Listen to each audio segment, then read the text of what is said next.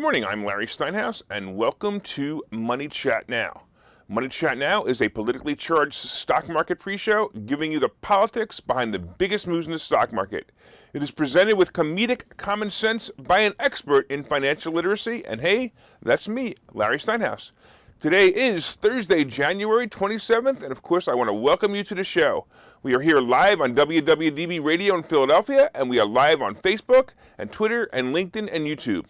By the way, my Twitter handle is @LarrySteinhouse, and you can find me on Facebook and TikTok and other social media by just searching Larry Steinhouse. Hey, just remember, if you're watching online, hit that like button, hit that share button, and don't forget to subscribe to the YouTube channel and like the Money Chat Now page on Facebook. You can comment live on the show on YouTube and Facebook and LinkedIn and Twitter, and please say hi so I know you're watching. Come on, guys, say hi. All right, Money Chat Now is, of course, brought to you by Investor Schooling, and you can attend a complimentary class tonight, actually, by going to investorschooling.com. Hey, Joe, I want to say hi. Looking forward to seeing you tonight. All right. By the way, if you come tonight, you'll also learn about real estate investing and stock options trading from those who do it every day. You know, by the way, last night we had a really great night in Doylestown, and I wanted to shout out to a few people who were there. We had a great conversation with Joe, who's online right now, with Bill, Omri, Ted, and some others, and it was a great night. We'll be doing this again the last Wednesday of February, so pay attention and meet us there. Hey, Ed, thanks for watching. Totally appreciate it. All right, on today's show, we're going to be discussing the crazy futures update. This is the craziest market ever. We're going to be talking about Russian sanctions, Tesla's earnings, some more interesting stock moves, and Lowe's and Petco. Huh? Hey, Carrie, thanks for watching. All right, so yesterday, finally, a great day in the stock market. Or at least I thought it was going to be. What the? Holy cow. The market started out with fantastic upward motion, and then yikes. Right before the Fed meeting, most stocks jumped. And then, however, it just got a bit scary at about 2 o'clock when the Fed meetings were reported. At that time, I looked at my screens, and I saw stocks take a sharp downturn. You know, I hadn't really been watching or paying attention to the time or that the Fed report had come out, but when I saw the fast downturn, I knew the Fed had reported. And it looked like the stocks had recovered quickly, but then it was all over. The market tanked again as Powell said there is plenty of room to raise interest rates. You know, he took that out of context, or the news reports took that out of context. They said there's plenty of room to raise interest rates and keep the labor market normal. So, I don't know. Anyway, this stuff continues to baffle me, and the market already knows interest rates are being raised, so why are they going crazy over it? I mean, really, are they afraid the Fed's going to raise the interest rate 10 times this year? It's not going to happen. It's just plain unrealistic. You know, it was more like a ping pong ball being dropped as the market jumped up, then jumped down, then up, then down, and everything I had tanked. Look, maybe today will be another wild ride. I'm going to tell you that the futures were also a wild ride. So that was insane as well. It didn't make any sense. And of course, now the Dow futures are down 84, the S&P is down 3, and the NASDAQ happens to be up 16. Why can't we just have a good day? Urgh. Hey, Rob, I want to thank you for watching. Hey, Lou, thank you for watching. And of course, Mick, thank you for watching as well. All right, let's talk about Russian sanctions. As you know from listening to the show, our cowardly president is going to basically do nothing to stop Russia from invading Ukraine. Well, all right, it's not really nothing, of course. When it happens, and it appears to be inevitable, President Braindead will go on TV and he will tell the people how mean and evil Putin is for him to invade Ukraine, and then about halfway through the speech, he will forget about what he was talking about anyway and look to mommy for an ice cream cone. In part of that speech, he will remind us, of course, that he has placed sanctions against Russia. While most of the planet laughs because Russia really doesn't care, Russia has actually been faced with sanctions from the U.S. before, and like in 2014 when Russia invaded Crimea, Russia started to sanction-proof themselves and now may be in a position that they won't even notice anything or notice any difference. And when the U.S. issues these sanctions, they won't even care. So since 2014, Russia has weaned itself off the dollar and reduced the share of its debt held by foreign investors.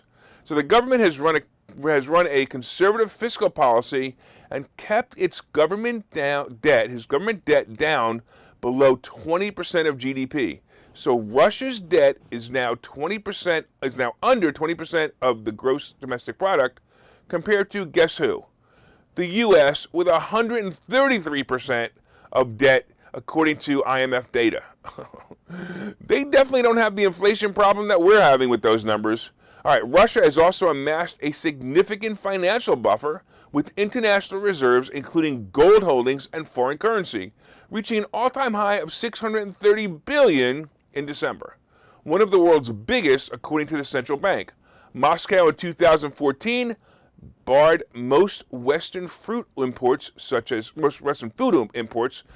fruits, vegetables, meat, and dairy products, including French cheeses that have become a staple product among the middle class. The import substitution drive later expanded to other industries, including medicine, technology, stimulating domestic production. Russia has done a lot to keep themselves free of retaliatory sanctions from the U.S., but they may have one little issue in some areas. It's possible that the U.S. will consider disconnecting Moscow from the SWIFT international banking system, which is used by more than 1,100 financial institutions and over 200 countries. And, really, so basically it's going to prevent financial institutions from using the U.S. dollar. I just want to make sure we all heard that. It's going to prevent Russia from using the U.S. dollar. Look, I think it'll be an inconvenience at worst. And here's the interesting part. It may even strengthen cryptos like Bitcoin as an alternative for Russia. If this only real inconvenience turns into something major, it might affect Russia's connection to other countries and the ability to negotiate with the countries using the dollar. But as I've said before, I believe Russia will adapt quickly to this problem. So this is it, folks. The U.S. basically is powerless against Russia and Ukraine, and basically Ukraine will be part of Russia, and the geography is going to change labels once again. In fact, we stand to lose more than Russia if Russia decides to sanction us using oil. The Russian economy won't even feel the burden, as they will sell the oil to other nations and either cut off the U.S. or raise the prices. Hey, you guys like gas prices? Put up those stickers that say, I did that. Either way, there's going to be nothing really exciting or unexpected here, as we are powerless with the coward that we have in charge. If Russia invades, expect the stock market to go down and oil prices to pop, because they're going to go up real high. All right. Hey, Jane, thanks for watching. You're one of our favorite listeners. You're on every morning. That's so awesome. I know Tommy's out there, too. He'll be watching soon too. All right. Let's talk about Tesla earnings.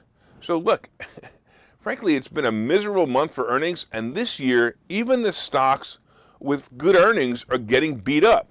Tesla reported earnings after the bell yesterday, and they were pretty good. And here's how the company performed. Earnings were $2.25 per share versus $2.36. It was the estimate. And the revenue was $17.72 billion versus $16.57 billion, which was expected. I also have to say that revenue rose 65% year over year in the quarter. That's amazing. While automotive revenue totaled $15.97 billion, which was also up 71%. I couldn't expect this company to do even better.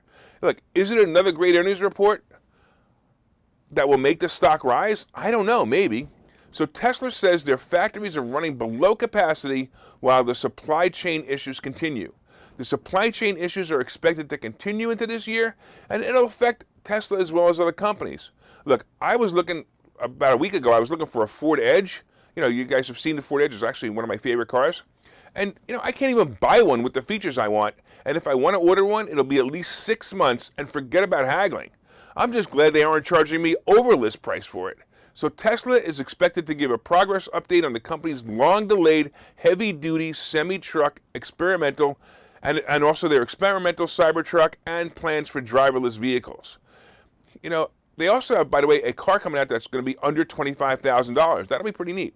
So the full self-driving technology is also on the radar. You guys like what I did there? The full self-driving technology is also on the radar. Anyway, as the company is growing to fully autonomize their vehicles. On a side note, Governor Useless in California should start to realize that Tesla's first U.S. factory, located in Fremont, California, achieved record production in 2021. If the useless governor doesn't do something to keep Tesla located in California, they will lose jobs and tax revenue from the giant electric car maker. Tesla also aims to expand the capacity of that facility beyond 600,000 cars next year.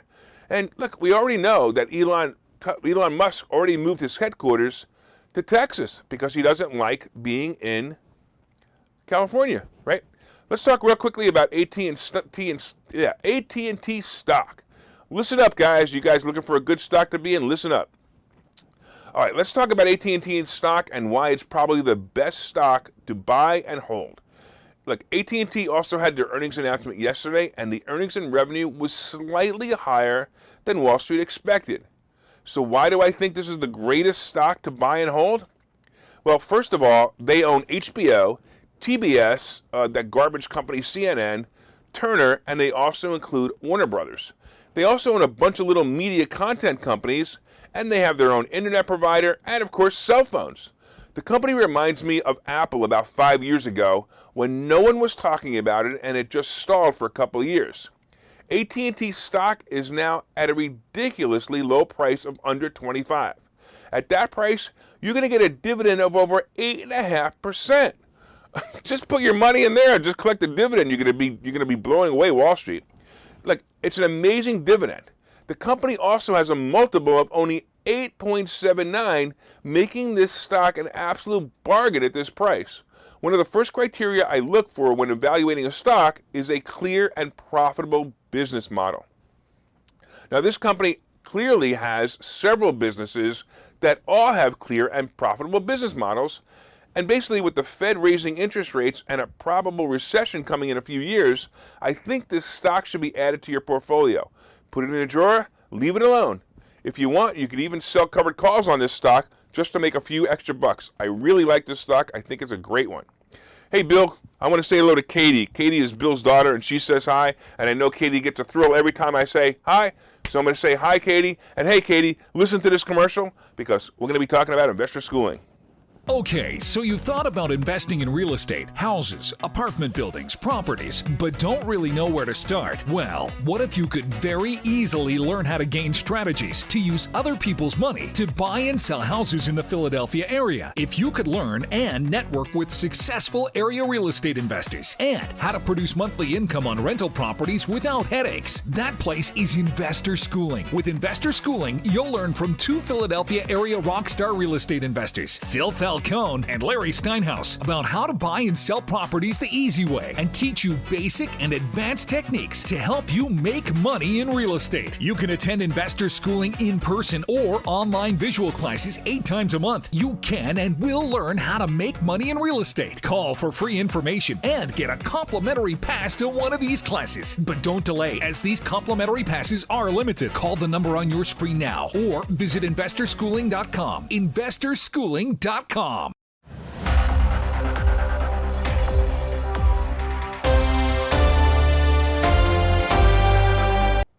Welcome back to Money Chat Now. I am your host, Larry Steinhouse. And of course, if you'd like more information on investor schooling, you can go to investorschooling.com or call 866-424-2829, 866-424-2829. Hey, I want to thank you all for listening on WWDB Radio in Philadelphia. And if you're watching online, please hit that share button so you can help your friends learn about how to make more money in the stock market. Hit that like button and let me know you're enjoying the show. You can also leave comments on Facebook and Twitter and LinkedIn and YouTube. And of course, I will try to respond to them live. Hey, Jose, top of the morning to you too, my friend. All right, we've been discussing, of course, the futures update, and let's just call it the futures down date. I mean, really? The Dow is now down 135 points, the S&P is down 8.5, and the NASDAQ is up 1.5 points. It's going to be another one of those days, I can already tell. We've been talking about Russian sanctions and how Russia isn't even going to care if President Poopy Pants does anything. We talked about Tesla's earning, and by the way, Tesla is down about 12 points this morning as well. Coming up, we have more interesting moves in the stock market, and we have an interesting article about Lowe's and Petco. Wait till you hear this. And then, of course, we have today's picks and plays. But first, did you guys hit that like button? Did you hit that share button yet? Hey, hit that share button, Jose. Hit that share button, Jane and Bill. Come on, Rob. Hit that share button. Don't forget to leave comments on Facebook and LinkedIn, YouTube, and Twitter. And of course, if you're listening on WWDB Radio, be sure and set a preset to this station and listen every day at 7:30. Also, when you get home, look up Money Chat Now on Facebook and let me know what you think of the show. And you can also, of course, leave comments on the WWDB fan page on Facebook. All right, let's get into the second half and let's talk a little bit about some other notable moves. So here's some interesting things that happened in the stock market yesterday. So Netflix moved up, believe it or not, on the news when Bill Ackman with Pershing purchased 3.1 million shares to put in a fund. So Netflix was recently plummeted after an earnings report that showed slowing growth, and it brought the company down 40%. This doesn't even make any sense either, but it did. All right, I got to tell you though, I really don't like Netflix as a play, and I still think it's too high. You know, here's one here's another stock that I totally understand, and it also baffles me why this was hit so bad. So Lending Club shares fell 14.7%, despite reporting strong earnings and revenue for most of the recent quarter. Look, they had great earnings, but not only did Wall Street want more, but they feel that mortgages are going to slow down as interest rates rise. I got to agree with this a little bit. However, profits will also increase as mortgages rates go up, so we may have some hope that the mortgage banker stocks will do well. I don't know. It's kind of a weird situation. Anyway, Intel was another good report yesterday, and they both beat on earnings and revenue. On the news, they also raised their dividend, which is nice. It's not that great of it. It's not like an AT&T dividend, but it's not a bad dividend. I noticed the chart showed some big jumps over the past years, but the stock likes to sit here in the 49 to 55 range. And right now it's hovering right around 50, so it's clear that that's the range. Boeing is another one that reported earnings yesterday, and I'm going to tell you, this is a nutty stock. The company has had their share of problems, and that is definitely keeping the stock down. Yesterday, Boeing missed in all places. First of all, check this out. They had a loss of $7.69 a share, and the expected loss was 42 cents a share. Just think about that. Well, look, the stock went down, but it didn't trash, and normally it would have, because the reason for this loss was that the Dreamliner charge-offs, due to the delays and concessions for those delays, are causing Boeing, to take those losses. So Boeing may be in a little bit of trouble, but I have to say this is a speed bump. The future of this company is going to rebound and do well as the future of airlines rebuild their businesses and replace their planes. So I'm going to tell you, this company is going to be fine. I'd like to see it range right between, I don't know, whatever. If it ranges between 190 and 220, that's all good. Let's try to make some money on it. We'll see what happens. Hey, Victor, thanks again. Thanks for watching, man. I totally appreciate you. All right, let's talk about Lowe's and Petco. I don't know if you guys saw this, but you're gonna enjoy this. So I remember watching an old episode of Cheers. Anybody out there old enough to remember Cheers? When the character Norm, who sat in the corner and drank his beer, decided he was going to start an amazing new business called Tanner Wash. And if you haven't seen this episode, it's actually very funny. So this was going to be a laundromat and tanning booth center. The idea was to get a tan while you waited for your laundry to be cleaned, right? So the episode went on, and of course, he failed in comedic fashion and was back at the bar drinking his beer by the end of the half-hour show. However, this reminds me of Lowe's new idea to add Petco stores within Lowe's stores. I don't know. Have these guys been watching too much TV? Or maybe they're drinking too much beer. What a crazy idea this is. Lowe's stores, like Home Depot stores, are pretty active warehouse stores with heavy equipment moving around, large boxes, and builder items. I often think it's crazy when people bring their small children to these stores, and now people may actually bring their pet to the store. Not only is that dangerous for the pet, but imagine the distraction for a forklift operator or someone pulling a large cabinet off the top shelving. Let's also look at what they're selling. These are really, really two different customers. You have builders and weekend warriors being the main customer for Lowe's. And yes, I know they have pets, but what's the logic? Why not just sell groceries as well then?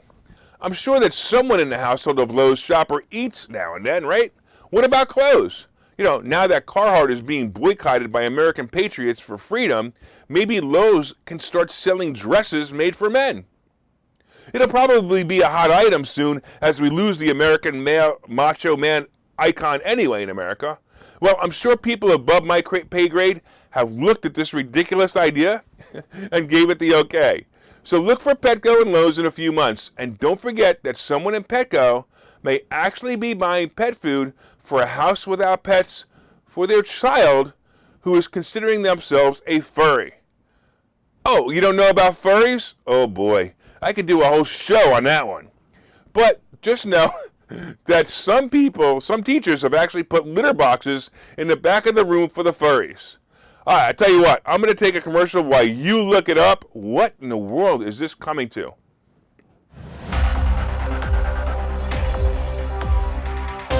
Okay, so you've thought about investing in real estate, houses, apartment buildings, properties, but don't really know where to start? Well, what if you could very easily learn how to gain strategies to use other people's money to buy and sell houses in the Philadelphia area? If you could learn and network with successful area real estate investors and how to produce monthly income on rental properties without headaches, that place is Investor Schooling. With Investor Schooling, you'll learn from two Philadelphia area rockstar real estate investors, Phil Falcone and Larry Steinhouse, about how to buy and sell properties the easy way and teach you basic and advanced techniques to help you make money in real estate. You can attend Investor Schooling in person or online visual classes 8 times a month. You can and will learn how to make money in real estate. Call for free information and get a complimentary pass to one of these classes. But don't delay, as these complimentary passes are limited. Call the number on your screen now or visit investorschooling.com. investorschooling.com.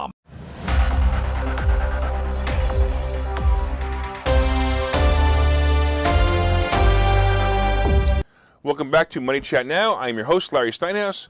And of course, if you'd like more information on investor schooling, you can go to investorschooling.com or call 866-424-2829, 866-424-2829. So far we've been discussing the futures update, and right now the Dow is still down 105, the S&P is down 4.25, and the Nasdaq is up 17. We talked about Russian sanctions and basically how President Poopy Pants will do nothing. We talked about Tesla's earnings and how well they're doing. We talked about some other interesting moves in the market, and we talked about the silliness of Lowe's opening Petco, and I'm looking forward to see that. All right, I want to say hello to Dave, and I want to say hello to, I think that's Mike, and I want to say hello to Vern. Thanks, guys. All right, coming up is today's picks and plays. But first, did you guys hit that like button? Did you hit that share button? Come on, Vern, hit that share button. Dave, hit that share button. And you could share this on your page or in groups that you feel will benefit from the great stock plays coming up. All right. Also, you can leave comments on Facebook and LinkedIn and Twitter. And if you're listening on WWDB Radio, set one of your presets to this channel and listen every day at 7:30 for all you need to know about the politics behind the stock market. And I promise you'll even get a laugh now and then. All right. Hey, stock market, knock it off already! Damn it!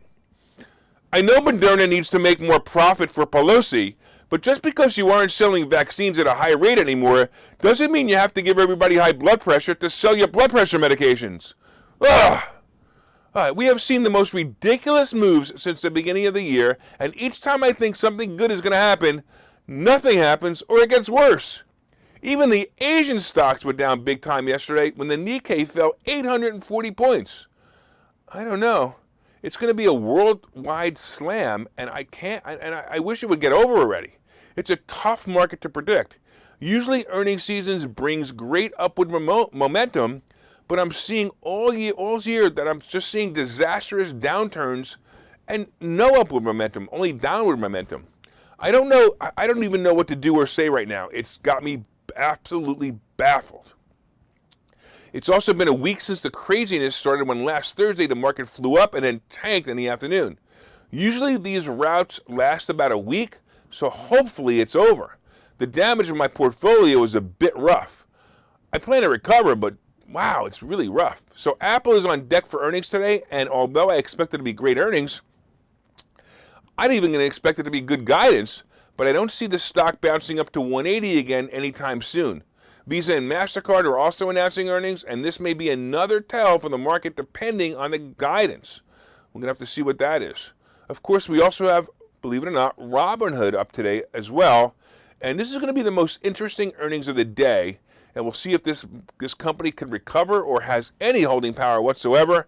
I don't know. I'm a little worried about it, but I'm not in it anymore. I got out as soon as it went below 30. I realized I didn't think it was a good play anymore. All right, let's talk about crypto. Crypto also dropped a bit yesterday, and I'm finding it interesting that the money managers are looking for safe places to put their money, and it's not easy. None of the safe havens or normal moves are working. It's almost like cash is your best defense against this market. So you may even consider that. Even gold and silver aren't really moving. Gold is stuck at about 1800, and silver bounces between 22 and 24. I would look at ETFs like Yamana Gold with the symbol AUY and silver ETF SLV, and when they dip, I don't know, buy in and sell them when they move up about 20%. Of course, the Treasury Bond also moved up again yesterday, and it's now about 1.88. And I'm going to tell you, 2 is going to be an emotional rough ride for the market until the market gets used to it. So I would expect it to hit 2, but definitely when it does, it's going to be really, really scary and not going to be a good place for the market. All right, so let's talk a little bit about the most important thing. I wanted to thank all you guys, all you listeners on WWDB Radio in Philadelphia, and of course I want to thank you for your continued support. I heard that we actually reached 10 listeners now on WWDB Radio. So if you're listening and you're number 10, congratulations. You won $100. Just let me know if you're the number 10th listener. All right, you can also leave comments on the WWDB fan page, and you can look for us online. My name is Larry Steinhouse, and I am the host of Money Chat Now, and I'm also the CEO of Investor Schooling. Of course, from time to time, I own some of the assets and stocks discussed in this show, and no one's asked me to make my opinions. Some people have asked me not to make my opinions. I just want to let you know, I totally appreciate you guys listening. And once again, you guys let me know how you're doing. Let me know what you like the show. And of course, have a profitable day. And we will see you guys tomorrow at 7:30.